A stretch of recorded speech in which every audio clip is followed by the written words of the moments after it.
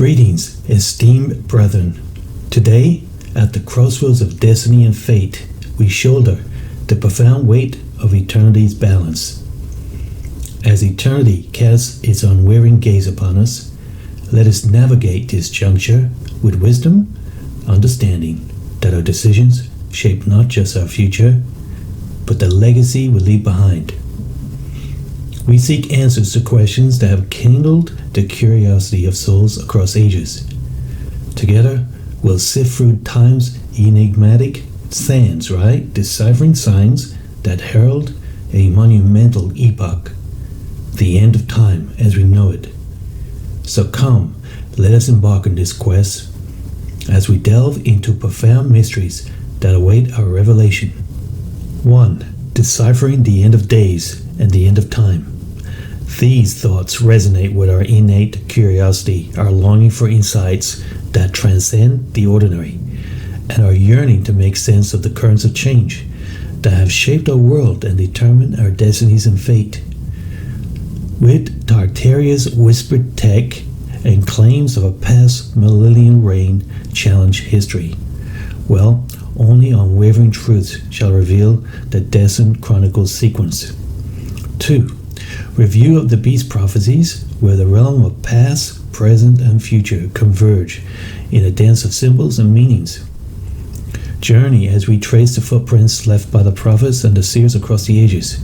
Through the lens of their insights, we'll explore the patterns that have emerged, the predictions that have come to pass, and the mysteries that still beckon us with their enigmatic allure.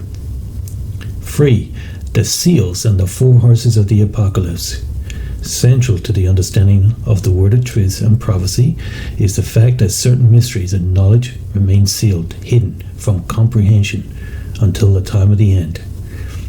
This aligns precisely with prophecies that in the last days, understanding and clarity regarding these divine mysteries would increase. The breaking of the seals and the subsequent release of the four horsemen are among the most evocative. These vivid images do not merely signify calamities and trials, they are potent harbingers heralding the climax of an age and the fall of the beastly dominions that have long held sway. And finally, 4. The conclusion on the mark of the beast.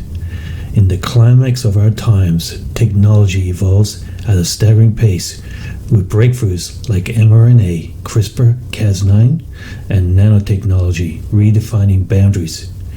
As the fourth industrial revolution ushers in a dominantly digital domain, blending biology and technology, called BioNTech for that reason, and the advent of artificial intelligence, we're at the precipice where prophetic words echo with chilling clarity.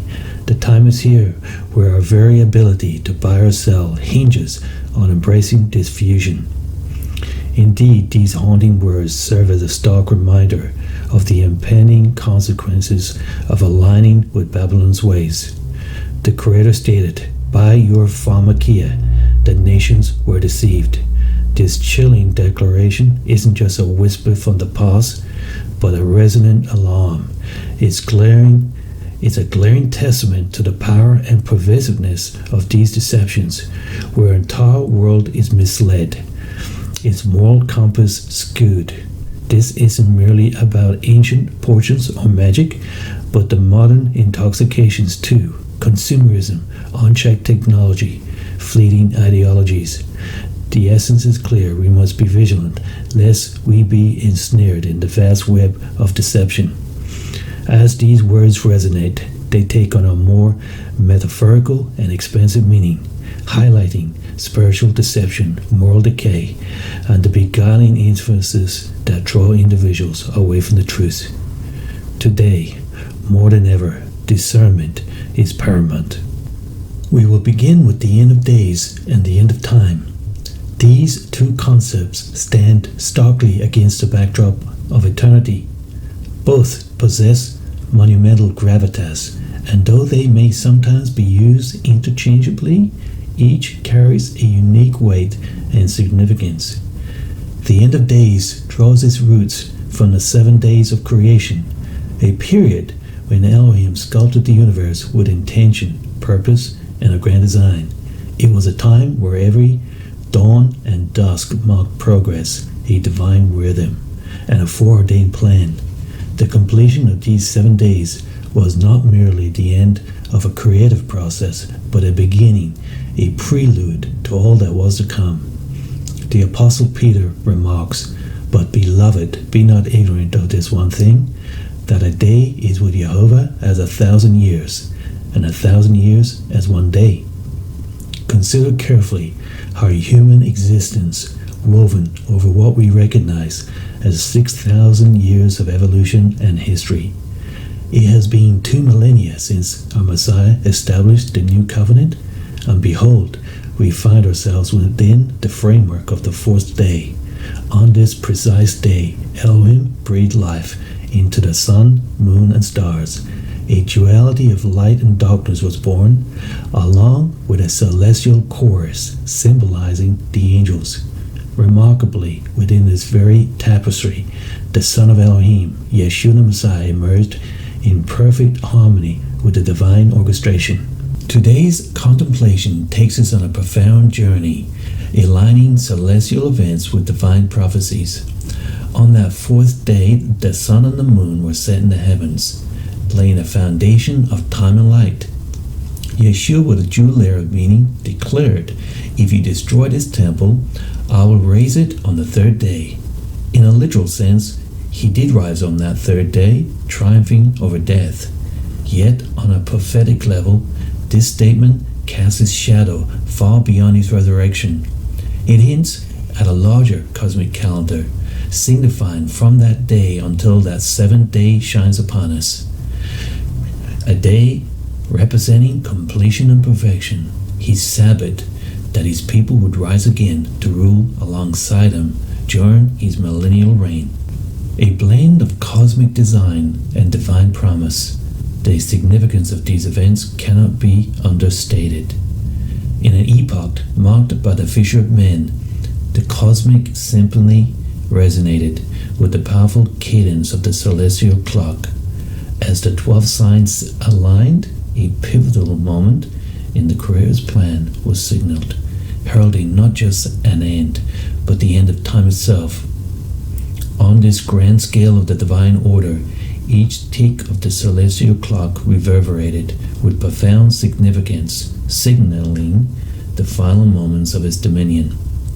As the hour approached its inexorable closure, a monumental sealing awaited the accumulation of the divine plan, his sealing of the 144,000, his elect. This was not merely a number, but a testament, a divine promise, a decree, crystallized in time. The chosen, finalizing the grand design itself.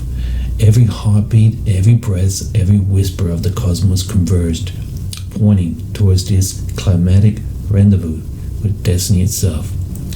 Elohim's word is supreme, he declares. For my thoughts are not your thoughts, neither are your ways my ways, proclaims Jehovah.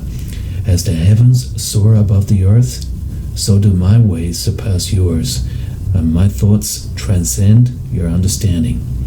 Isaiah chapter 55, verses 8 to 9. As the hands of this cosmic clock inch closer to his predestined hour, there's a palpable sense, a whisper, in the corridors of existence, signaling that the sands in the hourglass of time are dwindling. Together, these concepts anchor the blueprint of an awe-inspiring design. As we stand on the precipice, it's not merely the end of the 6th day of creation, but a profound echo of both the first Adam and the new Adam, intricately woven into the tapestry of the grand design. In this, do we merely observe, or are we called to understand deeper mysteries? The realm of false doctrines and alternate historical narratives is vast and ever-growing. One such narrative is the Tartaria theory, which posits a concealed advanced civilization with hidden technology and suggests that our mainstream understanding of history is manipulated. Deceit may reign, but truth always prevails. the wisdom of the highest has sealed our fate. An even more controversial claim within some circles is the idea that the millennial reign, a significant eschatological event prophesied in the Word, has already transpired. To dissect such claims, one must wield discernment and an unyielding allegiance to truth. The steadfast Word illuminates our path, and He has only given us two paths to choose from. That road that leads to life transcends the world's inherent deceits and fabrications. Revelations chapter 20, verses 1 to 6 outlines the millennial reign and the events that must transpire before this commences, such as the defeat of the beast and the false prophet. And the binding of Satan, for instance, would mean a world without deception, right? Something many would argue has not been the case in any historical period to date. From the unwavering word of truth, we will demonstrate with undeniable clarity that prophecies have unfolded with impeccable precision. Historical events stand not just as evidence, but as a resounding affirmations of those divine predictions, leaving no room for doubt. Every chapter of history becomes a testament to this prophetic accuracy. Dive with us into the profound depths of prophecies concerning the beast kingdoms. As we unravel these ancient predictions, we'll unearth hidden wisdom, casting light on mysteries that have intrigued minds for generations. Let the Word be our guide as we navigate this intricate tapestry of divine foresight. We have set the stage. The end of days draws its roots from the 7 days of creation, outlining a divine plan engraved in history itself. The end of time from the celestial clock. He has given us seconds, minutes, hours, days, months, and years to reflect on the passage of time. He has split time into two parts, 12 hours of light and 12 hours of darkness. Within these amazing prophecies lies an awe-inspiring testament to the Creator's omniscience. Underneath lies a thread, uninterrupted and consistent, that weaves its narrative until the very end of days for these beastly kingdoms. Not only do they presage the fall of Babylon with undeniable clarity, but they also resonate with unparalleled precision, pinpointing the exact moment the Messiah would step forth before Israel and Judah, the prince who would confirm the covenant with many. I'm speaking of these prophecies outlined in Daniel. Beyond this profound revelation, these prophecies lay out the divine blueprint for salvation. It's not merely a foresight, it is a breathtaking display of precision, a testament to a grand design, orchestrated with unerring accuracy. This beast here, wrapped in enigma, is none other than Babylon herself, the mother of harlots, a name that evokes memories of past destructions. A power at the time of Messiah was described as once was, now is not, and yet would come again. She emerges from the abyss, the beast that comes up out of the sea, the seven head. And we're talking about all these seven heads here that make up the beast. And they're all prophecies regarding Babylon. Now, when we think about this, the final eighth head of the beast, as described here, is not another fleeting power. She emerges as a dark, resounding echo of the past, poised to imprint an undeniable mark upon humanity, the mark of the beast. What we witness are not just vague predictions, but precise and meticulous forecasts. These aren't mere glimpses into the unknown, but lucid visions that span the past, cradle the present, and peer unflinchingly into the future. These mysteries concerning Babylon were sealed until the end. And in Daniel chapter 12, verse 4, two important keys were required to unlock these mysteries.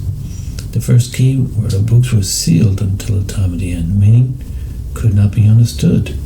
And we see this book, we're talking about Daniel, but also Revelations. We're seeing that in the end, a little book is opened, Now, could this be the very book that was sealed by Daniel? And only when the predestined moment ticks on the cosmic clock and the seals are shattered will the veil lifting these prophecies be drawn away, allowing understanding to drawn in our very time. And the second key to these is that knowledge would increase exponentially. Now we're going to look at that knowledge, and we see that during this time of these two beasts, we're going to see that there were 4 revolutions that have come about. I'll talk more about that in a moment.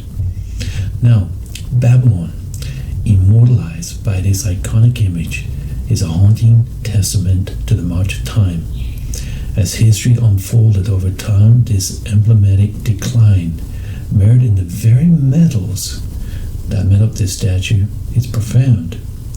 From the radiant crown, gold, to the feet, right, mixed with iron and clay. And remember, what he said is at the time of those kings, he would set up the eternal kingdom. And we'll see that's precisely what has occurred. And that this stone cut out not with human hands would destroy this beast. I want to see that prophecy, how amazing that is, in a moment. Now, the very essence of Babylon, as she unfolds through time, is a powerful allegory of the rise and fall of kingdoms who forget their creator.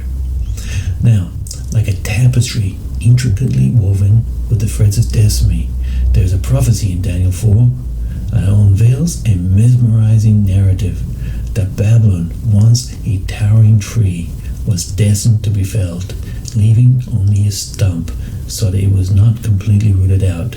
Yet after the passage of 7 times, right, it would surge back, reclaiming its lost majesty. Now, isn't history echoing this very tale? We have witnessed the second beast rise to power, channel its might to resurrect the first. The convergence of the past prophecy and present reality beckons our attention. Now let's delve deeper into this riveting saga next. In this pivotal plan, brilliance emerges. As articulated in 2nd Esdras, chapter 4, verse 37. By measure has he measured the times, and by number has he numbered the times. And he does not move nor stir them until the said measure be fulfilled. So, we can see that time is measured. And we can also see that he has numbered things. And we are to look upon the works of the Most High, and they are 2 and 2. Okay, and he stated that he will not move nor stir them until the measure is fulfilled. So, in other words, the Creator is meticulous. He is carrying out precision, right? And it's unparalleled. And what we are to observe is that if we take these 7 days, which define our metric, right, we gauge time itself. And let's observe these numbers, right? And we talk about these divine numbers of 2 and 4 in this illustration. And it is quite amazing. Now we take the number 2, it stands for unity and also division. Right? The number 2 can represent unity and harmony when considered, right? Like the joining of man and woman in marriage. However, it can also signify division and most importantly, a witness, right? And also, it also contrasts light and darkness, land and sea, male and female. Basically, many dichotomies presented in the word are highlighted by the number 2. Now, we take the number 4. It is the number of the earth. And we see in the book of Revelations, the number 4 is associated with the 4 corners of the earth. And we look at the creation, right? It was on the 4th day, the Creator completed the material universe. And we see this pattern in the creation itself. Okay, and it's also profound that on that 4th day, right, 4 beasts emerged as foretold. And of course, Rome, the Iron Kingdom, stood prominent. And we see that the Messiah, right, fulfilled 4 divine appointments. And these all occurred on that 4th day, which is really quite amazing when we consider this. Now, in this inaugural 7 Hebrew words we have down here as well, if we take Bereshit, bara, Elohim, and we have Di'et, Hasamayim, Ve'et Ahars. Now, there is exactly 7 words, and these are the very first 7 words the Creator uttered. And even within this precision, He has written the end from the beginning. So we see, if we count these words, we have Bereshit, bara, Elohim. These very first 3 words describe the creation. In the beginning, the Creator, right, created Elohim in the presence of the Aleph and the Tav. And we notice the Aleph and Tav is that 4th word in this 7 spoken words. And that is exactly what occurred on that 4th day, right? That's the exact day that the Messiah came forth in perfect harmony with the divine orchestration. And He fulfilled 4 divine appointments on that particular day. Wow, what kind of amazing events are we speaking about here? Okay, and we observe here, right, we're talking about these final, so 4,000 years after creation, we have these 3 remaining days here, right? And we have now coming to the end of these 2 days, right? And let's keep that in mind. There are 2 days here, and it's from the time of the Messiah until the time we're living right now. And we're coming to that end of that 6th day. So let's keep these words in the back of our mind as we see this plan unfold. And what is quite remarkable in the precision of this plan is if we take these 2 days, what do we observe? Well, within these 2 days, 2 beasts emerge, right? We had the first beast, which received a deadly wound. And we're told it was the 7th head, and this was the papacy. And we see that it was revived, okay? And they said that this would be the final head, and it would have 2 horns, right? And if we look here very carefully, we'll observe that these 2 horns that he speaks of is the head of the beast. And it's speaking about Babylon here. And we're talking about Britain and America. And we're told that they spoke like a lamb, right? That this was a lamb-like power, meaning power. So basically, these 2 beasts here are a lamb-like, meaning they're a priestly division, right? So we're talking about the papacy here, whereas these are a kingly division, right? And we're told that they spoke like a dragon, right? Meaning they were liars and deceivers. Now, that's quite amazing. Now, this is and notice there are 4 as well, right? So we have these 2 days, which represents a witness and a testimony to these powers. And the reason Creator called out these particular powers is because these particular powers have had the most influence in the world around us.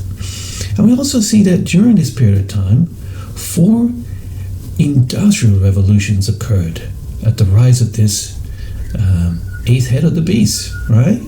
And what's remarkable is that now we're at what's called the 4th industrial revolution. I'll speak more about that in a moment, but it is the final stage of human development. And what do we observe? Well, all this is completed by the end of those 2 days, which is 6,000 years. That's 6th day, remember? And we'll speak in a moment about what is going to occur at the end of this period of time, and you'll be quite amazed at the precision. Now remember, he said he will not move or stir them until the full measure is complete. And we're speaking about these 2 numbers here, the number 2 and the number 4. In a world shrouded in mystery and ancient prophecies, where powers unseen influence the destinies of kingdoms, let us be ever vigilant, remembering it was the cunning serpent, the shadowy puppeteer, that granted these beasts their might, becoming the driving force behind their dominions. I'm talking about these 2 powers here, these lamb-like power that we're told, meaning a priestly division, and there's only 1 power that has come up during these 2 days here, during this time, and we're talking about the papacy, the office of the popes. And remember, the prophecy has always been about that 4th beast. And when we consider these powers, right, and we see that it was the serpent who was given power onto these 2 beasts, right, what do we know? Well, we're told the Antichrist, right, we're talking about a man who has the number 666. Well, the very title of the Pope is Vicarius Filidae, which calculates in the Latin to 666. And no wonder when we look at the prophecies around these powers, we can see that the papacy fulfills them perfectly. So it's quite amazing. Now also, it was this very entity, right, the serpent, who dared tempt Yeshua, right, in the wilderness. Remember, he challenged him to defy the paramount edict. And what did Yeshua said? He said that you shall have no other Elohim before me, because the serpent is an Elohim. Now, this is a stark reminder that a servant cannot be torn between two masters. Now, what do we observe here at the end of this sixth day, the conclusion of this sixth day? Well, in Revelations chapter 6, coincidentally, right? Well, we see that the beast is imposing his ominous mark upon the world. Now, let's fix our gaze on the four seals of the apocalypse for a moment.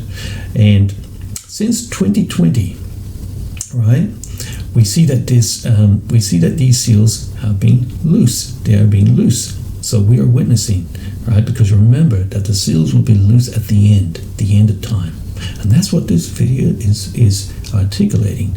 That is the end of days and also the end of time.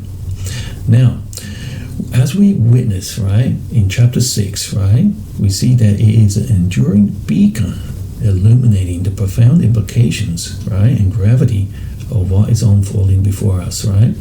They're not just fleeting symbols, they are powerful harbingers. Now, when we consider the white horse, right, holding a bow and given a crown, right, representing conquest. Now, this is highly symbolic.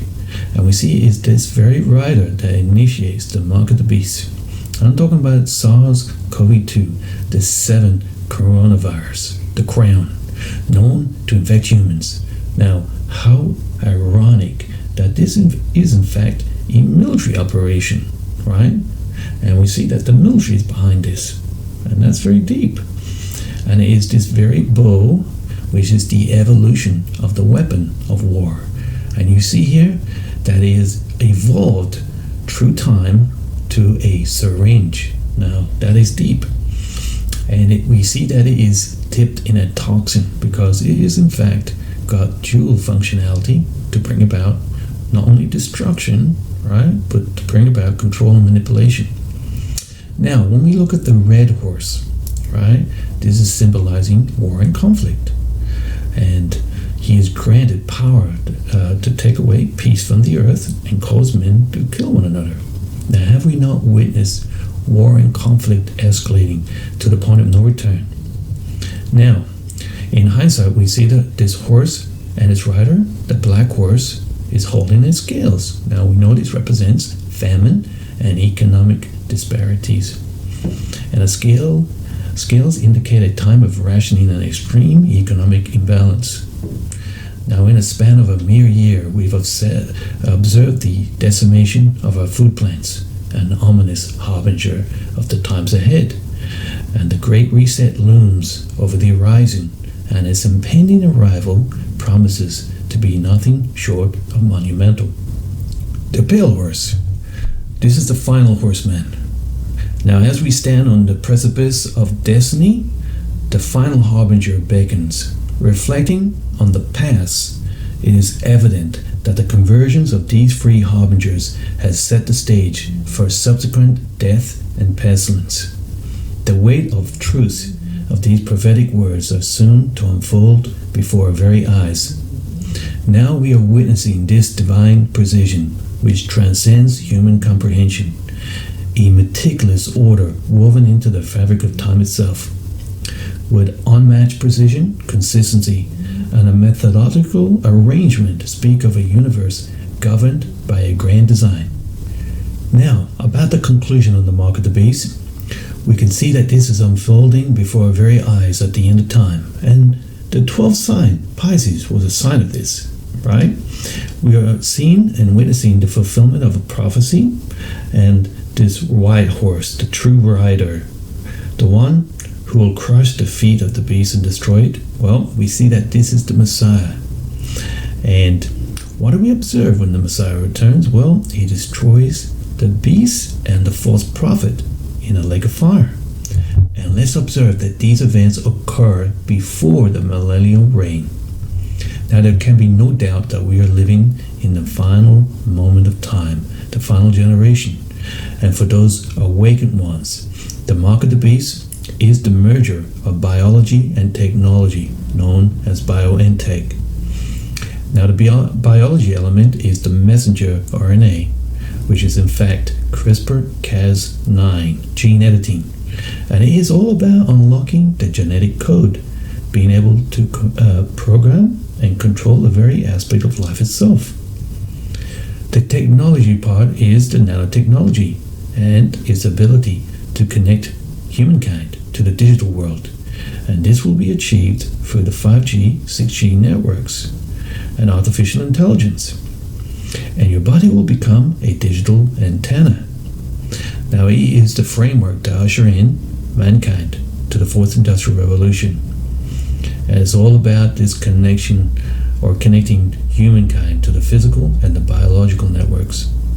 Because it is a digital age, and it is all built upon this blockchain where the currency is in fact central bank digital currencies.